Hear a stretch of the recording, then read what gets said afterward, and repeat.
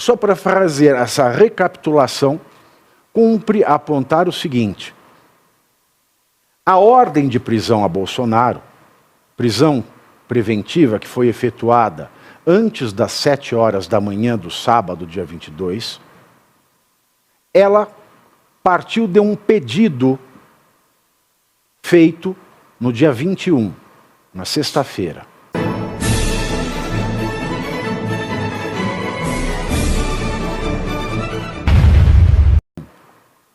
Neutros sobre essa questão. Nós temos aqui na mesa 2 profissionais do direito muito qualificados.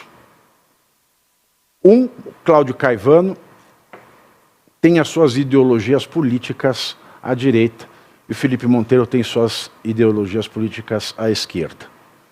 Mas os dois, porque os conheço, em matéria de direito, são muito sérios. Independentemente de qualquer ideologia ou preferência eleitoral, o direito é o ganha-pão de ambos, assim como foi o meu um dia. Continua sendo de uma certa forma.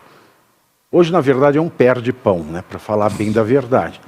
Mas, só para fazer essa recapitulação, cumpre apontar o seguinte: a ordem de prisão a Bolsonaro, prisão preventiva que foi efetuada antes das 7 horas da manhã do sábado, dia 22, ela partiu de um pedido feito no dia 21, na sexta-feira, quando Bolsonaro sequer havia tocado na tornozeleira eletrônica.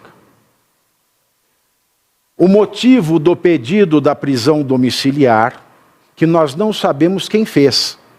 Se foi a Polícia Federal, se foi a PGR, se foram os dois. Por que não sabemos quem fez? Porque esse pedido foi feito nos autos da petição 14.129, que corre, eu diria, sob sigilo, não, em semi-sigilo. Aquilo que o Alexandre quer dar publicidade, ele divulga. Aquilo que ele não quer, ele mantém em sigilo. Esta folha que eu coloco na tela de vocês é um resumo do quanto decidido por Moraes, que levou à prisão de Bolsonaro. Nesse resumo, prestem atenção no seguinte, senhores. E esta decisão quem me passou foi o PP na manhã de sábado, que ele tinha a íntegra, porque ela está sob sigilo, ela não está disponibilizada nos autos, e o PP me passou e eu peguei esses pontos primordiais. Autos 14.129, que são os autos da investigação do crime de coação no curso do processo, e não da ação penal da trama golpista. Mas nessa decisão, Alexandre de Moraes fala, em razão da iminência do trânsito em julgado, do acórdão condenatório e da rejeição unânime dos embargos opostos pela defesa do réu. Ou seja, ele trata o Jair Bolsonaro com a figura processual que ele tem na ação penal. Porque nestes autos da petição 14.129, ele sequer foi acusado. Houve a denúncia, mas não contra ele. Então ele não poderia se referir a Jair Bolsonaro como réu nos autos da petição 14.129, porque ele não é réu nestes autos. É na ação penal 2668 e não nesta. E outra coisa, não existe, para fins de prisão imediata, o quesito iminência do trânsito em julgado. A Constituição fala que só pode ser considerado culpado e, portanto, cumprir as penalidades previstas em lei aquele que foi condenado depois do trânsito em julgado da sentença criminal condenatória. Não existe espaço para discussão de iminência de trânsito em julgado. Mas continua a razão verdadeira. Convocação para a referida vigília. Indica tentativa da utilização de apoiadores que pretende reviver os acampamentos ilegais que geraram o deplorável 8 de janeiro. Ou seja, ele proíbe, nesta decisão, a liberdade de reunião, fundamentando a proibição de reunião com base em presunção de culpa. A Constituição brasileira manda que a regra, sem exceção, seja a presunção de inocência. E o que ele faz é proibir o exercício de um direito legítimo e fundamental da liberdade de reunião com base na presunção de culpa. E, por fim, ele menciona organização criminosa e coloca Flávio Bolsonaro como um possível chefe de uma organização criminosa que ainda existe para atacar a democracia, o Supremo e aquelas churumelas todas. Pode tirar essa folha? Então, ele deu esta decisão, que já estava pronta, com base no pedido do dia 21, quando Bolsonaro sequer tinha tocado na tornozeleira eletrônica. Ela foi editada, tanto que a tornozeleira eletrônica, ela aparece apenas a partir do final da página 14 de um documento de 17 páginas, iniciando esse tema com um além disso. Ou seja, o pedido que embasou foi com base numa vigília e com base na presunção de culpa do regular exercício de um direito fundamental. Ora, a tornozeleira foi a cereja do bolo. Aí muita gente diz, Bolsonaro ter usado um ferro de solda na tornozeleira enfraquece o bolsonarismo. Ora, teria razão essa informação se e somente se a medida cautelar fosse legítima. E seria legítima se ela fosse dada nos autos da ação penal, na qual está, como diz ele, iminente o trânsito em julgado da sentença penal condenatória. Mas não, ela foi dada num auto de investigação que está sob sigilo, investigação esta que resultou na denúncia de duas pessoas que não Bolsonaro, que não é réu nestes autos, e portanto não poderia ser chamado de réu por Alexandre de Moraes.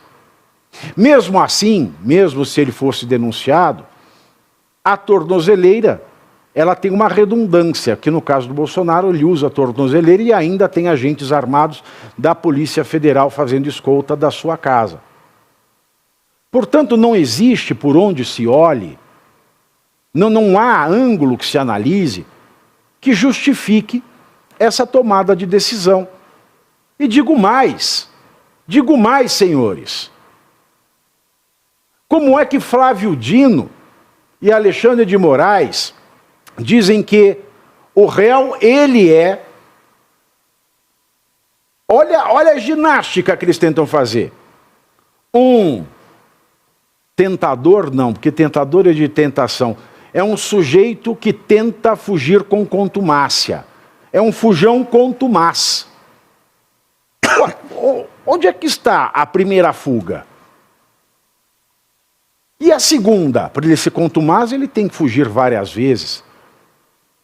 A única justificativa de fuga eventual que o Alexandre dá nesses autos é o fato dele ter pedido asilo à Argentina. E pedir asilo não é fugir. Fugir é dar no pé. Fugir é fazer o que o Daniel Vorcaro estava fazendo. Pegar um primeiro avião com destino à impunidade. Pedir asilo político não apenas não é fuga, como é o regular exercício de um direito fundamental esculpido na Carta dos Direitos Humanos de 1948 da ONU.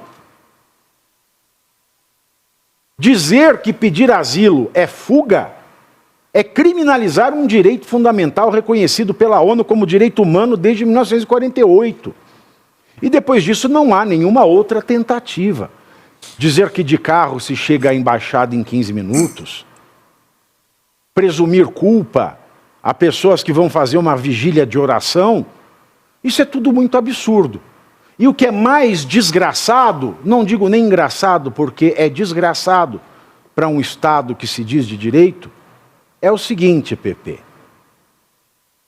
Nos autos da petição 14.129, e você aí já está preparado para ter todos os argumentos para dizer que Marx não foi um cara legal, para dizer que o comunismo não é um lugar para diversidade, para desmontar essa grande fake news histórica da esquerda, que é repetida por nossos professores de história, de geografia, de sociologia, que é repetida nas universidades, que é repetida nos livros. Está preparado para dizer por que Marx não era um cara legal e por que todo marxista raiz também não é, e por que o comunismo é terrível?